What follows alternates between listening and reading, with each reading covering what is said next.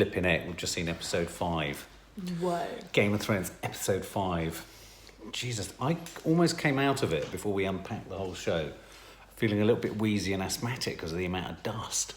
Yeah, I felt like I was losing my breath as well. It was a bit dusty, yeah. I felt asthmatic and a bit panic-stricken and a bit anxious. I feel sick. I was sick. On the floor next to the chair whilst watching it, yeah. Oh. And then I was sick on the other side too. No, it reminded me a little bit with the flakiness and everything. I mean, we're jumping the gun a bit here, but it did remind me a little bit because me and Nanny Di saw Chernobyl over the weekend, and it had all of that. So I feel a bit like that. Anyway, this was an episode in which countless major characters die. It was a mental death I mean, fest. the amount of characters that died in this episode were the amount I was expecting to die in the Battle of the Dead. Yeah, I agree. I thought we were going to have this sort of body count much earlier. Of course, the first was probably one of my favourite actors in the entire series, Varys. Curious scene where he was signing that letter and sort of talking to that girl, and then we followed that girl. What did you think the purpose of that girl was? It wasn't, but I just think she was just one of those characters. They have a lot of those characters that are just there worried about something and they're sure that they're going to be fine. But that was heartbreaking. It was truly heartbreaking, and the way he sort of accepted it, but also the fact that Tyrion dealt him the blow. Yeah. In a sense, Tyrion betrayed us. But was he betraying him, or was he actually, was he strictly speaking to the letter of the law, was he being still loyal to Daenerys? I mean, I have a problem with anyone that's still staying loyal to Daenerys, to be honest, because it's pretty obvious that she is utterly insane. To be honest with you, Maddie has been saying this about Daenerys from the get-go. I've never liked Daenerys. You've never trusted her? I've always thought she's... Because her dad is known as the Mad King. Yeah. There is no way that she's not going to be... It's going to be some sort of genetic thing. She's insane as well. A bit like your mum. Yeah. Well, it's just there. It's just a thread of sort of... When they see madness. red, they decide to burn an entire town. Yeah, I think as a ruler, you can't get angry with people as quickly as she... I mean, she turns against people she trusted easily. Very quickly. Yeah, and as a ruler, you've got to get used to people turning against you a lot, and she can't deal with it at all. Do you think she's suffering from a bit of paranoia? She's lost 2 dragons. People have betrayed her. I mean, she had, lovely... what's his face? What was the knight that was loyal to... Ian Glenn. I mean, she had him sort of... loyal to... No, but she was weird from before then as well. Well, she definitely... And if you can't deal with all of that trauma, then you shouldn't be a queen. Very true. Especially Queen of the Seven Realms. Think about how much Cersei's gone through, and even Cersei hasn't been that cold-blooded. That's true, and you've looked at the job description, and so you know that Daenerys isn't observing all of those strict job prescription rules. Yeah. I thought Varys took it very sort of gracefully, given that. I mean, what he showed was he had bollocks, even though he didn't have bollocks. My problem with it is he didn't do anything I find bad enough for him to kill him like that. I agree. And that's what made me hate her so much. Yeah. She didn't even have like a proper valid reason. Because when she said that, he betrayed her, what did he actually do? He went up to Jon Snow and said, "You're the rightful heir to the throne." He was just telling the truth. He was literally just telling Jon Snow something Jon Snow already knew. Yes.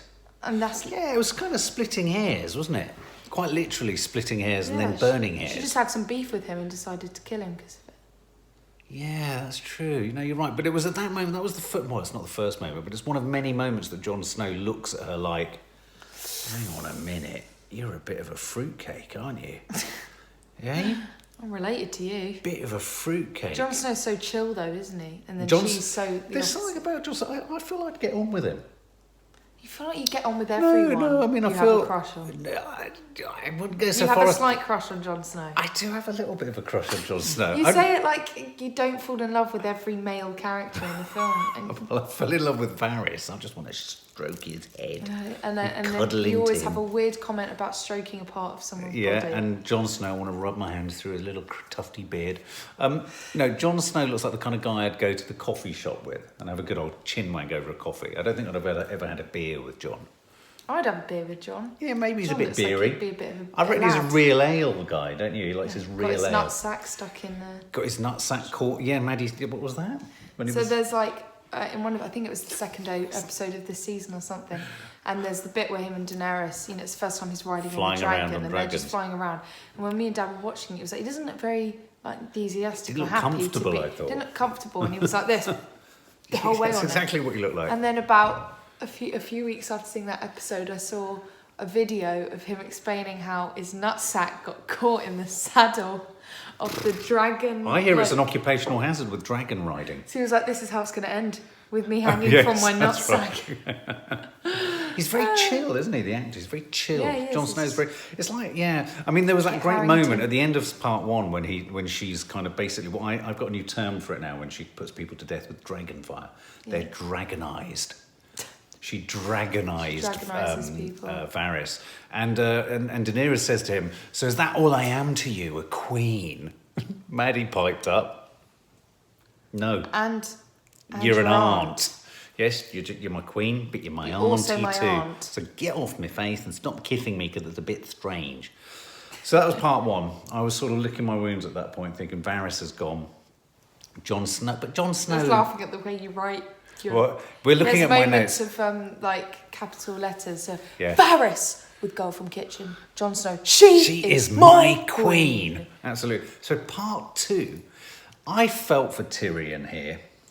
Tyrion's wanting to Tyrion's trying to be all things to all men, so isn't he? I am to you a queen? No, aunt. That's your line. No, but you just... I wrote Maddie's line in it with exclamation marks. So funny. Tyrion wants to... I really think Tyrion's very sweet because he's wanting actually to be all things to all people. Yeah. He's wanting to be... he's literally wanting to observe the letter of the law. He's wanting to be loyal to Daenerys. He's wanting to be loyal to his siblings, Jaime. He wants to even rescue Cersei. Yeah, Cersei. From King's Landing. His heart's in the right place. But it was revealed at the beginning of part two. I don't know whether I felt this was a bit of a narrative gap that Jaime was caught. I would have quite liked to have seen him get caught. We didn't see him get caught. I don't know. I feel like if we saw him get caught again, might have been a bit of a pointless thing. Well, like a literal thing to see. Yeah. I mean, I was pretty fine with just seeing him chained up again. Okay, I've seen quite a lot of Jaime getting in trouble. Yeah, true. I really like that scene that they share between each other. Well, yes. So Tyrion is given Tyrion manages to sneak in. And he doesn't sneak in. He says, "I'm hand of the queen. Let me in." Basically, hand of the queen, and then he gives him the key, gives Jaime the key. But before that, there was a beautiful scene. Yeah. I thought between Tyrion and Jaime. Well, Jaime wants to. Obviously, he loves Cersei. He wants to be with Cersei, and Cersei's pregnant with their child. So, Tyrion gave him a plan and was just like, listen, you run away whilst it's all happening with her. But in that scene, he importantly parked the idea of ring the bells to save the citizens of the city. As you surrender, which is a key moment, really. And and then they had share that moment where they're crying and hugging each other. Oh, that was so tender. And Tyrion's like, you're the only one that didn't see me as a monster. Even Nadia looked up from what she was doing and said, "Oh, she never says things like that. She's quite brutal sometimes." I thought she was going to say, "What an idiotic person." But I thought that was a really tender moment. And I tell you what I think is remarkable about Jaime's narrative arc is that we've ended up at this point in the series, and even though it's unspeakably wrong, his incestuous relationship with his sister, and even though he was an absolute moron at the beginning, you buy into it, you care. And that's what's so clever. I mean, it's a testament to his performing, I think. But you really care about him. And so consequently, I think what the cleverest thing for me, and I've kind of thrust us ahead a little bit before we come back, I thought the cleverest thing about this episode was how it managed to pivot us away from all those characters we were rooting for back towards the Lannisters. And so it became the Lannisters' story. Yeah. Specifically Jaime and Cersei. Cersei, I can never get it right. Cersei. So Tyrion gives Jaime the mission to save Cersei, and by suggesting they flee out of the city. And he said the line he said, which was lovely, which I've put in bold capitals: "You're the only one who didn't treat me like a monster." That's when they cried and hugged each other. I know.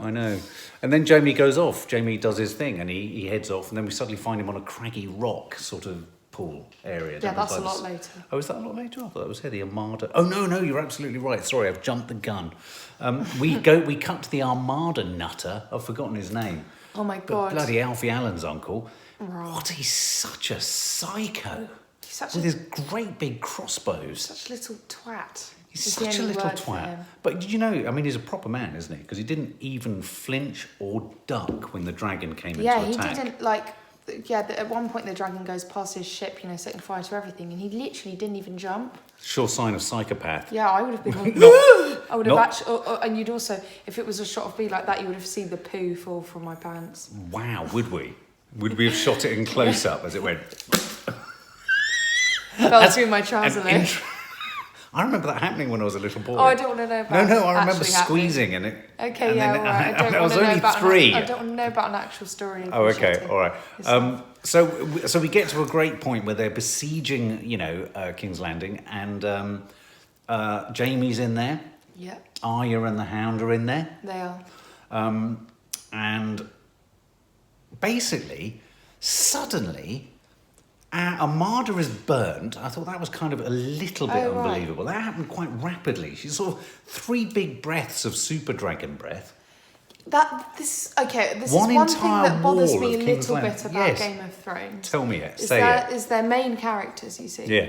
I feel like they pick and choose when they want the characters to seem weaker and when they want to seem harder. There's no consistency. There's no consistency. You're absolutely right. Like you said earlier, the way that all of her other dragons have been killed by crossbows and everything. And today somehow it managed to dodge. What has he been doing? What's that dragon been doing? Maddie, you suggested that the dragon had been practicing. Yeah, but what would he have been practicing with? Yeah, what would they been firing at it? Sort of rolled up pieces of paper. Yeah. It was inconceivably unbelievable when there was such a threat from those before. And it's like, with when they did the whole dead fight, the fight of the dead. Yes. And how all the main characters seem to survive so much longer than the extras. Yeah. That's my only problem with Game of Thrones, that there's no consistency with how they deal with situations. Absolutely. But meanwhile, the Armada nutter, so Alfie Allen's, the one who's I hate to use the phrase, but knobbing Cersei, he dives in the sea. I didn't think he was dead. Lots of people. The thing about Game of Thrones is when you know someone falls into the sea, you know they survive. Yeah. It happened to Alfie Allen's sister, this chap. So it happened to Tyrion. It's happened to Tyrion, I think, twice. Happened to Ian Glenn. Fall in the water in Game of Thrones, and you've got a reprieve. You're going to last another episode. So, I knew he was coming back. But yeah, by the end of part 2, I was really those sort of inconsistencies got me. And also, at one point, the dragon burnt an entire wall of the city. It's like, bloody hell, that was easy. The whole wall that had the big crossbow. Yes. It's like, hang on a minute, how are they so easily wiped? It just felt a bit too convenient. Yeah. Didn't stand the test of my... No, I get you. ...hard, granular desire for things to be consistent. Part 3, comprehensive victory. They win. I mean, they're burning everything up and doing everything. It's a bit mental. And there was a great shot of Tyrion walking amongst his people. It reminded me... Oh, yeah, it was quite sad, wasn't it? Sad. You saw the realisation where he was like... Yes. Shit. It was like a shot from a sort of pop video where he was kind of walking amongst the ruins of his... I don't know about a pop video. Well, a very dark sort of Pompeii-like pop video, like, Armageddon pop video. Why am I talking pop videos? Pop. What's that? Cersei at this point, very stubborn, still standing at her balcony overlooking the city. She seemed very calm. So calm and sure of herself. No, she wasn't inside. She wasn't, was she? No. Was On she the outside, shaking? she was calm. Do you think she was quietly farting? I think she probably emitted a little fart on the balcony. I'm pretty sure a lot of people farted. I mean, you just said you'd shit yourself. Exactly. I think she'd have, at the very least. We hadn't seen anybody. And I think when her personal assistant came round the back of her to say, "Look, Cersei, I think we need to evacuate," he was like, "Jesus, that's a bit." I think she might have done well. She didn't have a glass of wine. It's the first time she didn't have a glass of wine. Well, you wouldn't, would you? Actually, you probably would. Well, there's probably no one to pour it or get it from the cellar, is there? They've all gone. Yeah, they're all dead. So she seemed very stubborn. Anyway, so Daenerys has essentially scorched earth policy or what? She's just razed the city to the ground. Well, no, first of all, she's just... Well, actually, before she's done that, Jaime rings the bell. So she kind of... she sets fire to the wall that has the arrows. Yeah. She's kind of setting fire to the old thing. Yeah. And then she kind of places herself with the dragon on one of the buildings, kind of looking at all the innocent people. Do you think they were thinking KFC or something? Let's roast them and eat them. Look at all those chickens. Look at all those chickens. Chicken of the cave. And then we've got this very long, sequence of seeing Tyrion's face looking a bit worried, and then the bell, and then the soldiers surrender. And then the soldiers surrendering. And then you're like, is she going to set fire to the bell tower? Because if she does that, it means Jaime's going to die. Yeah, that's what we thought. Anyway, then the bell goes off. And you think it's going off quite a bit, and then you're like, oh, they've surrendered. This is great. This means it's going to be easy peasy. Yeah. Anyway, we go to Daenerys. She's like, going nutcase. Yeah. Just nutcase. And she was crying and everything. And she got up, flew off, and just started setting fire to all the innocent people. Yeah, and it was a very emotional moment, wasn't it, when the bell was ringing? You felt a real sense of a culmination. You saw Cersei was looking really emotional. Yeah. Tyrion was emotional. Jon Snow in the street was looking emotional. The troops happening down the Jon swords. Snow looked really panicked. Yeah, Jon Snow looked panicked. Oh, and then you're right. And then she looked, Daenerys, I did think she was good. I thought she played it really well. She played it really well, but her character broke. Bonkers. I mean, she looked like a properly premenstrual woman. Proper nutcase. I mean, it's just like, do not mess with her. Don't get in her way. She's going to incinerate the lot of you. Of course, she does. I was really shocked. True meaning of the word rampage. It was slaughter. I was telling myself, I was like, don't feel sorry for the innocent people because, when Ned Stark got executed, they were all like, yeah, executed. Yeah. But part of me just didn't expect her to do that because this whole time she's been about freedom for the people that are like... It was a proper switch that had gone in her head. And I was just like, whoa. Do you think she's gone to the dark side? I don't trust her. I haven't from the get-go, and I especially don't now. Do you think she's always been on... You've always felt that she's had a conniving plan. I've always thought she's suspicious. What the hell was that? That was my stomach. Did you hear that? That sounded like the dragon. That was mental. Did you hear that? That sounded like a dragon roaring at something. That was... Oh, you got to play that. But that you was can mental. see the face of yourself. It sounded like Popeye. Oh my God, I apologise. Crikey, that's all right. What were we talking about? Daenerys looking absolutely mental. Jon Snow. I thought, can I just say, that scene when the way that my stomach sounded is what Daenerys looked like. Yeah, absolutely. Yes, exactly. Daenerys looked like her tummy sounded. When Daenerys went on the rampage, and then her able assistant, whose curly-haired girlfriend has been thrown off the thing last week with her head sliced off, he saw that. Went straight in. Well, he knew. He was just like, right, that's a green light. Let's just fucking take them all out. So he takes them all out. And at that point, Jon Snow played it really well, I thought. He did. He was like, fall back. Fall back. But at the same time, had to kill the people running at him. Well, because otherwise he'd die. And I thought the way they shot that scene was amazing, didn't you? There's a lot of brilliant neck chopping. This whole episode was shot really well. Yeah, so for hand-to-hand melee and combat and parrying, that's the phraseology I'm using there, I thought this was top draw, top notch, boy zone, girl zone, close combat, stabby, sticky, stabby, knifey, swordy, stabby, sticky, slicey, slashy, sticky, burny, bloody, pulsy, slicey, burn. It was so good, wasn't it? I mean, the high shutter speed so that when blood flew out, it went like that. And I thought that was very clever, but it was a slaughter, and it was almost biblical. It was pretty mental. It was, wasn't it? I could see Cersei was worried by that point. That was when she was like, yes, shit then. Yes. And what did we do? Oh yes, Tyrion. Why did Tyrion so clever how we spun around?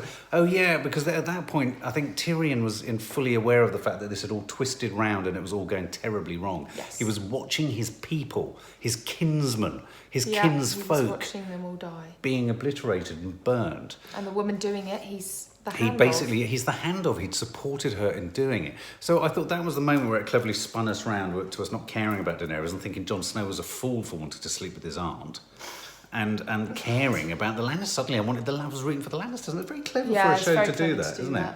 Flip. I cared about Cersei. I did far more than. And then we get the really exciting theme where Jaime is on the coast with our sea captain. Is his name Euron or something?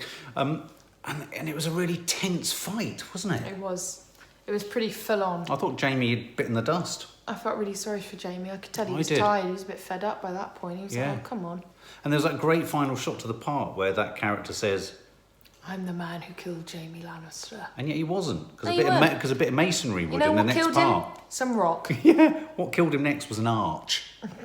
Landed on him. Yeah, him and Cersei, which was that's a bit later on. That's a bit later on. So Iron and the Hound, they're in the sort of central keep now, aren't they? They're on their way to kill Cersei. And the Hound faces his big brother.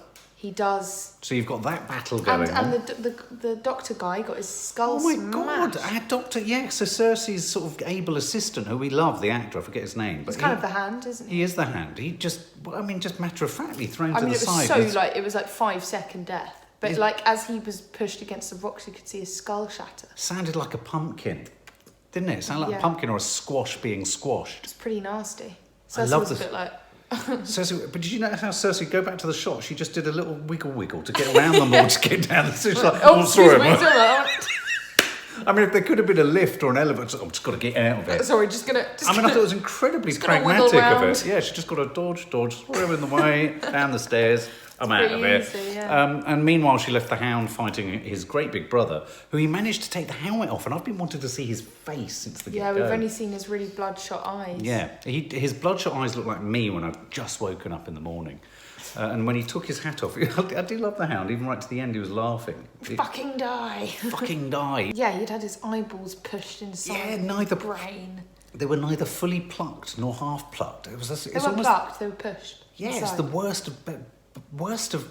That's worse than plucking. Yeah, because it was before he hadn't died either, so he tried to open his eye. Yeah, and his eyeballs were pushed right in. Yeah, one was like, that deep must be set so horrible. They plummet to their death. Imagine having your eyes, like the pain. Yeah, no. Do you want me to try? No. God, I wasn't actually going to pluck your eyes out on live YouTube. I never know. But a little poetry there, and that the Hound died in fire. They both fell into fire, and he'd had his fear of fire. I noticed his fear of fire had vanished at that last point, hadn't it? He's like, you know what? I'm here again. Well, yeah, when you've seen so much. Now, I thought part 4 was most notable for us watching Arya sort of wander around almost everywhere, covered in dust and covered in blood. But I have to say a shout out to Maisie Williams for playing it brilliantly. Oh, she's such a good actress. She's such a great actress. I mean, a lot of it is being just done on her visage, on her face, and, not a lot of lines for her, really. No, she's just kind of reacting, responding. Yeah. Having just looked at how they shot Avengers Endgame as well, that so much of that will be sometimes green screen, and, she's really competently delivered sort of this... And I suppose what they were doing with all of that is they're parking for the last episode, because let's face it, we've got one more episode. They're parking in her the desire for her to seek revenge, and is she going to be instrumental? Well, we'll talk about where we think it's going, but what was the most depressing thing after that? So it's clearly a genocide that Daenerys has conducted on this place. Yeah. And Arya's running around. I have to say, just before we got to that vital final scene with Jaime and Cersei, where the hell was Tyrion? I think he just retreated back. He wasn't really in it, was he? Was he hiding? No, he didn't go in to fight. Because he's so small we couldn't see him? Shut up. But, I mean, where was Tyrion? I would have... The only reason I say that, it's not a major criticism, but I would have liked to have seen his reaction to the final situation. I feel like if we'd seen his reaction, we'd just be like, okay, I've had enough of you standing. Do you think so? So, I thought they wouldn't have done anything. Well, okay, let's get to the crunch scene between Jaime and... Cersei. I wish they'd introduced Tyrion into that. So why? The 3 siblings together in one moment. So you want Tyrion to die? No, he could have survived. Or he would have died. Well, he could have escaped through a small crack or something. Shut up. No, but anyway, I thought it was a really emotional scene. So clearly Jaime and Cersei thought they were going to escape, and then they get down to the crypts. Where, all of the bits they were going to be able to get out of were just piled. I felt quite sentimental at that point, because that was the crypt in which... Do you remember that very first series where Ed Stark and Ned Stark and the other king were kind of looking at all the... Is that the same crypt? Is it not the same crypt? No, that was in Winterfell. Oh, there you go. It's a different script. Scratch that thought. But do you remember... There's nothing to remember because it's not the right one. Maybe I was just so overwhelmed with nostalgia at that point that I was just like, flipping heck, we've been through such a long journey. I can't bear the thought of there just being 1 hour, 44 minutes left. Yeah, but they died together. With falling masonry. Yeah. And she was like, I don't want to die, I want the baby to live. And he was like, we're the only things that matter. Maybe they haven't died. No, maybe they haven't died. How would they not die? I think they might have purposefully done that to keep them across to the next episode. They'll discover them in the rubble. Well, I think Jaime definitely will, because he's been stabbed twice. Stabbed in each side. She might survive. Yeah, she might survive. Even and if they'll she does, get the baby murder out of her, her. pretty. But there's a baby in her as well. Let's but it's not that. ready yet, is it? It's tiny. Yeah. Her stomach's not even. No. So it was like a scene from Pompeii. I thought it was a beautifully executed that was that moment episode. when Aya looked at the yeah. mother and daughter that were still holding each other. That looked like Pompeii. The charred remains. That's right. And then she discovers a white horse, which I thought was a really nice poetic touch at the end. Didn't you? Like, I've forgotten the word. Poetic surrealism. A magic realism. Magic realism. Yeah, it was like magic realism. It was like a moment where she just saw something. I don't know. It was like seeing a unicorn in the middle of something. But I thought that was really nice. And then she got on the horse and she rode off. But I thought this was a brilliantly directed episode. I thought it was really good. It was a really good fight scene. It was really so everyone was banging on about how the fight with the dead was so good, but part of me felt like this was better. I thought this was better, and I thought the way in which it portrayed the devastation from the point of view of the civilians, I thought that was really good. You know, it was very believable. Yeah. And what you want with these series and these films and these franchises is you want to believe the world so completely. Yeah. And I thought we got a really good sense of how horrific it was being on the receiving end of Daenerys' rage. Yeah, you felt like you were in it. Yeah, so what do you think is going to happen next? You didn't see any of Daenerys either after she went. No, you didn't see Daenerys, didn't see Tyrion. So what's going to happen next? I don't know. I tell you what I think is going to happen. I think Tyrion and Jon Snow are going to kill turn Daenerys. Against Daenerys, yeah, because you can't really stick by her after that. But I think Jon Snow's going to try and kill Daenerys, but Daenerys is going to win. Jon Snow's definitely I think by this point he's going to be like, I think I'm going to be better for the throne. I think he's. I could tell right from when she decided to kill them after they surrendered. He was like. I think the honeymoon period is over, isn't it? I think he no longer looks at her through sort of rose-tinted glasses. No, yeah. I think he realises she's a bad egg. I've got an insane aunt. Yeah, she's an insane aunt who's a bad egg who gives birth to dragon eggs. And weird, is obsessed with me. Yeah. In a very strange in a very odd, obsessive way, and yet she's sort of strangely looks younger than me. Yeah, she does. It's all very odd. Anyway, I thought it was a cracking episode, and we look forward to the next one. So much so that we're now going to watch the preview for episode 6. Can you believe we're on the cusp of the final one ever? What's happening to us? What's happening to us? We're blowing up from the inside.